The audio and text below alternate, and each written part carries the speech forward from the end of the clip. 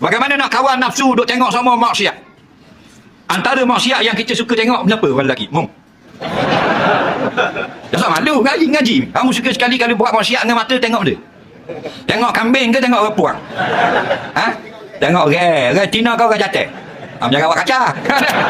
Tengok orang Cina. Dah suka tengok tak? Tengok orang Cina ni tengok lah sekali halus. Tengok dia tengok ke badan dia atas dasar nak ambil seronok, haram.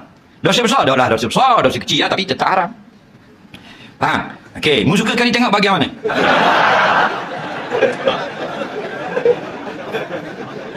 Tengok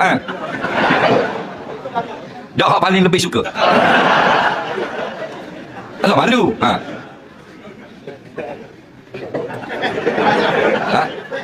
Depan.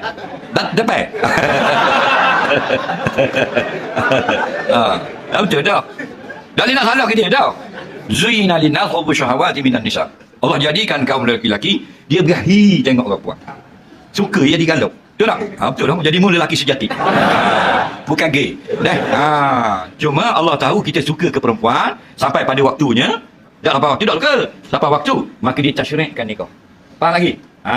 Dibolehkan kita berkahwin. Tak ada kena-kena dengan kita duduk pelik bang, dia duduk pasti tumbuh. Tak ada kena-kena, tak ada apa, boleh tidur berdua. Faham lagi? Atas jalan ni nikah. Kenapa? Kerana Allah yang buat kita, dia tahu apa benda yang kita suka. Maka kahwinlah.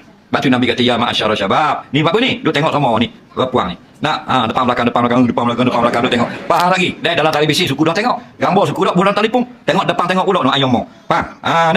Jadi, ya ma'asyara syabab. Wahai orang yang muda-mudi. Pemuda-pemudi, putera-puteri, siswa-siswi, remaja-remaji. Man istata'u minkumul ba'ah. Barang siapa di kalangan kamu, hai yang muda-muda. Mampu berkahwin, mampu jadi suami, mampu jadi isteri. Falyatazawwaj. Kahwinlah awal-awal. Ada Nabi kau lama dah. Dia tahu dah nyakit kita. Kahwin awal, kahwin muda-muda. Kenapa Nabi suruh kahwin? Fa innahu aghadul lil basar. Kerana bila berkahwin, dia lebih menjaga matamu. Dulu banyak sangat dia tengok punggung orang Tina, lain ni dia tengok hak halal je. Sebab bila kita berkahwin, bukan saja dia jadi bernama isteri, kita halal sentuh dan halal tengok. Faham lagi? Halal sentuh tak? Halal tak tengok? Dia nak tengok bagian mana halal? Tidak ada aurat.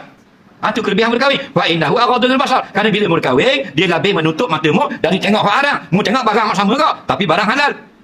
Kamu duk tengok anu kedai janda misuk tu haram. Faham? Hak rumah mu sama kau dengan hak tu. Kecil besar lain. Cuma barang halal. Tak? Itu agama. Kita pun taat pada agama, maka dipanggil orang yang hidup beragama.